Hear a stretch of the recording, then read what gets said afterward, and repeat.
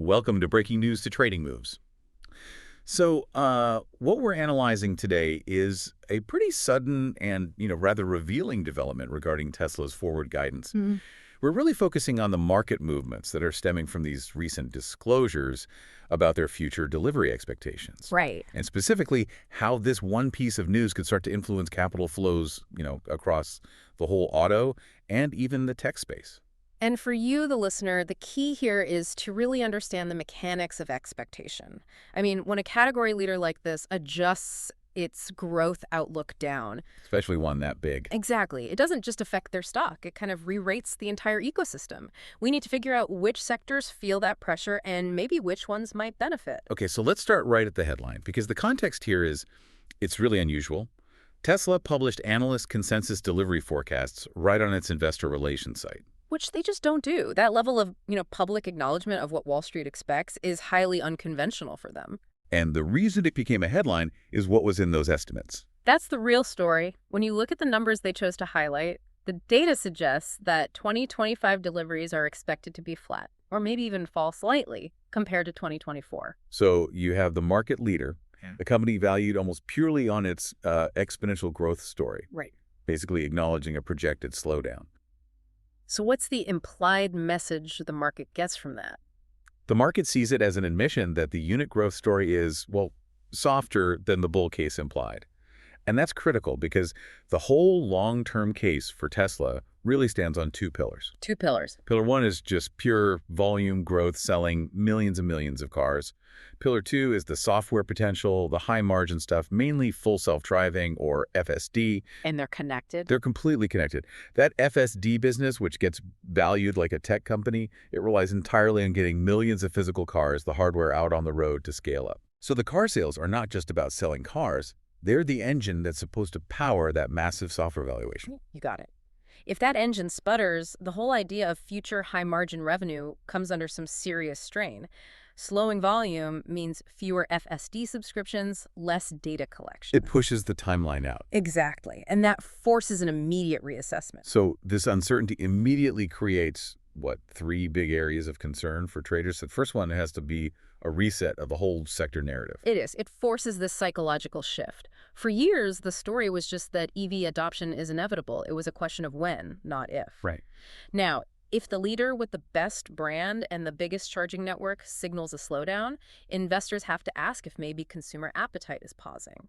And that suspicion just leaks into every other EV name. Okay, so the second concern would be margin pressure. In the auto world, slow demand is never a good sign for pricing. It's the brutal reality, isn't it? Slower demand creates inventory, and inventory leads to incentives, discounts, price cuts, all to clear the lots. And Tesla has been the leader in price cuts already. They have, so their actions influence pricing for every other automaker, which means potential margin erosion for, everyone, the traditional OEMs and the new guys. And that third one, which is maybe the most punishing for a stock like this, is multiple compression. That's the cruelest mechanism for a growth investor. A company like Tesla isn't valued on today's earnings. It's valued on cash flows that are, 5, 10 years out. The future story. The future story. And when uncertainty about unit growth enters the picture, investors apply a higher discount rate to those future cash flows. The path to get there is now seen as riskier. So the present value just collapses. It collapses, forcing a lower valuation multiple right now. That makes perfect sense. Yeah. So with this new information, the market is now facing what you called a binary view. You'd have to decide if this is a Tesla problem or an EV problem. Precisely. You have two very different scenarios. Scenario A is a broader EV cooling. The market decides this is a canary in the coal mine, that high prices and interest rates are hitting all EV demand. And in that case, the whole sector probably trends lower. Right. But then you have scenario B. This is a Tesla-specific issue. Maybe it's about their product cycle getting a bit old or execution issues. And if it's B? If it's B, capital starts to rotate. The thinking is EVs are still growing, but maybe we'll bet on the competitors instead. And that's when investors start digging into the sales figures for everyone else. So to figure this out, you're watching Tesla's stock, that's ticker TSLA, but you're also watching for sympathy moves. Are the charging companies getting sold off? The battery suppliers? That sympathy move is the key tell. If everyone falls together, the market is voting for scenario A. If Tesla falls, but say Ford holds steady or even goes up, the market is choosing scenario B. Let's talk about that. Let's move to the beneficiaries.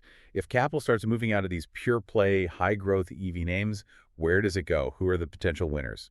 Well, you look for sectors that offer a bit more stability or diversification or just a different growth story that isn't so tied to that top line EV narrative.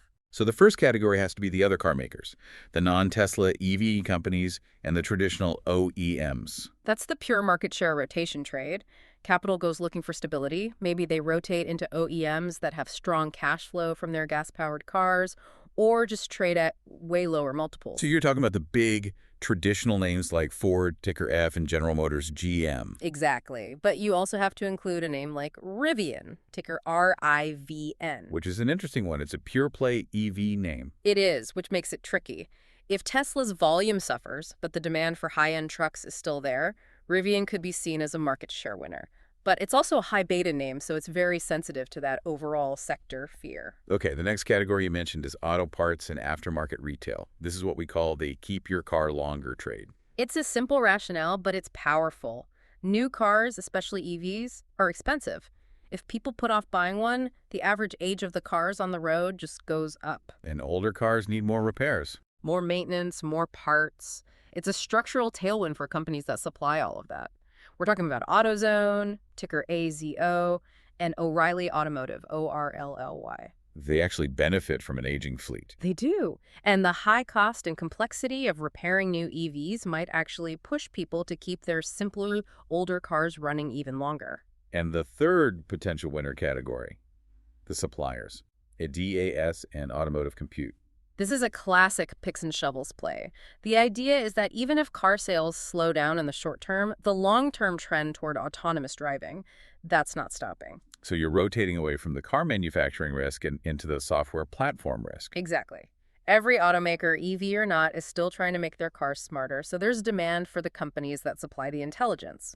The brains of the car. Yeah. We're talking about NVIDIA, ticker NVDA, Qualcomm, QCOM. And Mobileye, MBLY. They sell the components, and their revenue is much less exposed to the margin pressure that the car makers themselves are facing. Okay, let's flip it around. Let's talk about the other side of the equation. The sectors most exposed here. Who are the potential losers? Well, it has to start with Tesla itself and its high beta EV peers. The names whose valuations are completely dependent on achieving massive scale very quickly. So Tesla, TSLA, is obviously at the top of the list, and this tends to drag the other high-risk EV names down with it. It does, especially if the market thinks this is about broad consumer demand fading. So you look at names like Lucid Group, LCID. Which already has its own production challenges. Right. And again, Rivian, RIVN, is on this list too. It's double exposed to that general sector risk. Okay, second category of losers, the EV charging networks. Their models are all about utilization. Correct. The whole investment case is built on an accelerating curve of EV adoption. If fewer cars are sold than expected, it just directly weakens the assumptions about how much those chargers get used, Fewer cars, fewer drivers plugging in. which pressures revenue and profitability. So that affects names like ChargePoint Holdings, CHPT, EVgo, EVGO, and Blink Charging, BLNK. And finally, we get to the raw materials, the battery inputs. This one is a direct linkage. If automakers expect to sell fewer cars, They order fewer batteries. and the battery makers order fewer raw materials, it's that simple. It creates softer forward demand for lithium and other key components. And that sector is already pretty sensitive to commodity cycles. Very sensitive. So this just confirms a potential inventory overhang, which can drive prices down. You'd be tracking names like Albemarle, that's ALB, Piedmont Lithium, PLLL, and the Chilean producer Sociedad Química y Minera, SQM. At the end of the day, this disclosure from Tesla really acts as a reset moment for the whole EV sentiment. It shifts the question from how fast can we grow to how resilient is consumer demand, really. So the crucial thing for you, the listener, to track now is whether this reaction stays contained to just Tesla or if it broadens out, reflecting a real pause in the whole EV adoption story. And the answer to that question, Tesla-specific versus category-wide risk, is what's going to guide where the money flows from here. We'd encourage you to watch the relative performance of those winner and loser categories we just talked about. This is not financial advice or buy or sell recommendations. This is purely the opinion of the author.